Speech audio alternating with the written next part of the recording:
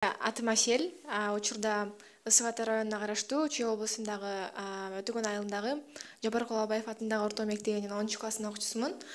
Ошондой эле Улуттук Кыргыз Федерациясынын мүчөсүмүн жана ушул Түндүк Кыргызстан боюнча ушул федерацияда координаторумун. Бул долбоорго катышкандан кийин мага жалпы эле бизге бардыгыбызга кандай таасирин тийгизди? Албетте оң таасирин тийгизди. Чоң аябай өзгөрүүлөр болду. Ал өзгөрүүлөрдү айта кетсем, мурда мисалы мен мурда ушинтип эл алдына чыгып такыр сүйлөй алчу эмесмин, башка адамдар менен тил табышып, пикир алыша алчу эмесмин.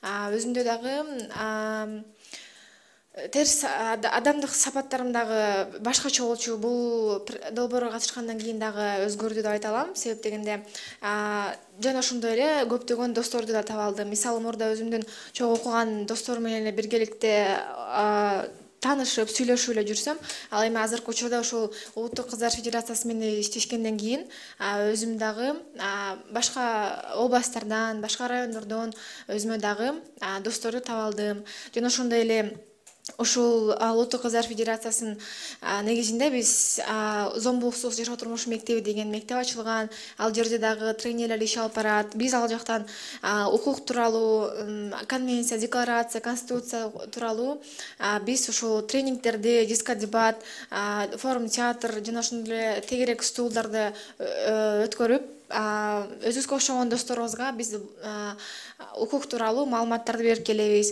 Жана ошол берген маалыматыбыздын дагы жыйынтыктары көп деп айта алам. Рахмат.